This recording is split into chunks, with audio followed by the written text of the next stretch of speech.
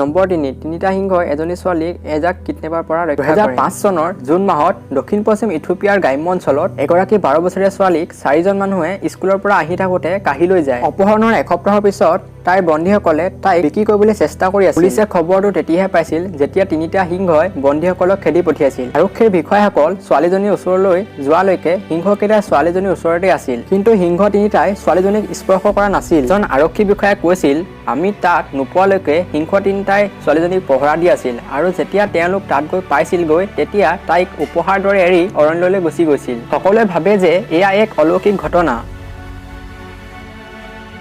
ইথিওপিয়াৰ এজন বন্যপ্ৰাণী বিশেষজ্ঞই দাবী কৰিছিল যে সিংহকেইটাই ছোৱালীজনীক এৰি দিব পাৰে কিয়নো ছোৱালীজনীৰ কান্দোনটো এটা মেকুৰী পোৱালিৰ দৰে লাগিছিল।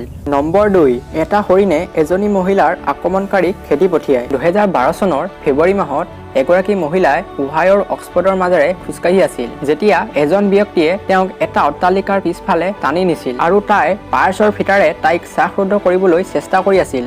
এক কথাত ব্যক্তিজনে মানুহজনীক লুণ্ঠন কৰিবলৈ চেষ্টা কৰি আছিল, কিন্তু ব্যক্তিজনৰ এই পৰিকল্পনাবোৰ এজন বীৰ হৰিণৰ দ্বাৰা বিফল কৰা হৈছিল, যি ওচৰৰ জোপোহাৰ পৰা দৌৰি আহিছিল আৰু ব্যক্তিজনক ভয় খুৱাইছিল।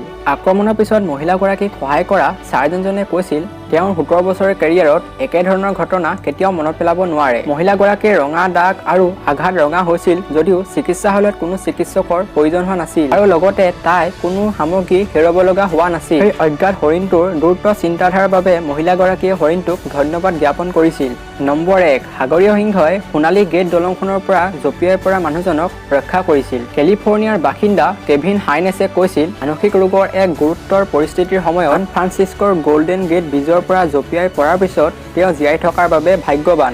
এই ঘটনাটো হৈছিল ২০০০ চনৰ ২৫ ছেপ্টেম্বৰত। তেওঁ কৈছিল বাইপলাৰ ডিছঅৰ্ডাৰ আৰু গুৰুতৰ মনোৰোগৰ বাবে তেওঁ গল্ডেন গেট ব্ৰিজৰ পৰা জঁপিয়াই পৰিছিল।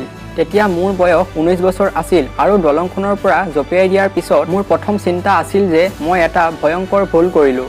অলৌকিকভাৱে মই বাচি গৈছিলোঁ আৰু মোৰ দেহত গুৰুতৰ আঘাত থকা স্বত্বেও মই পানীৰ পৃষ্ঠত ভৰি দিবলৈ সক্ষম হৈছিলোঁ। তেওঁ পানীৰ পৃষ্ঠত উঠাৰ সময়ত ভৰিৰ তলত কিবা এটাই খুন্দা মাৰিছিল। তেওঁ আশংকা কৰিছিল যে এইটো এটা হাঙৰ হ'ব যিয়ে তেওঁক সম্পূৰ্ণকৈ গ্ৰাস কৰিবলৈ আহিছিল, কিন্তু সামুদ্ৰিক জন্তুটোৱে তেওঁৰ ভৰিৰ তলত ঘূৰি পৰিছিল আৰু তেওঁক ওপৰে উঠাবলৈ চেষ্টা কৰি আছিল। এইটো সময়তে এজন পথচাৰীয়ে দেখিলে যে তলত থকা জন্তুটো আছিল এটা সাগৰীয় সিংহ। লগে লগে সহায়ৰ বাবে মাতিলে আৰু এটা উদ্ধাৰকাৰী দলে সময়মতে কেভিনৰ ওচৰলৈ গৈ তেওঁক পানীৰ পৰা ওপৰলৈ উভতাই আনিবলৈ সক্ষম হ'ল। কিন্তু সাগৰীয় সিংহটোৱে কেভিনক অলপো আঘাত কৰা নাছিল। তাত গম পোৱা গ'ল যে সাগৰীয় সিংহটোৱে কেভিনক ওপৰলৈ উঠাবলৈ চেষ্টাহে কৰি আছিল। এই তিনিটা ঘটনাৰ ভিতৰত কোনটো ঘটনা আপোনালোকৰ চবতকৈ ভাল লাগিলে কমেণ্ট কৰিব নাপাহৰিব আৰু যদি মোক ইনষ্টাগ্ৰামত ফ'ল' কৰা নাই কি কৰি আছে ফ'ল' কৰি ল'ব। তেন্তে বন্ধুসকল আজিলৈ লৈছোঁ বিদায়। টেক কেয়াৰ, পিছ, জয় আই অসম, বাই বাই গাইজ।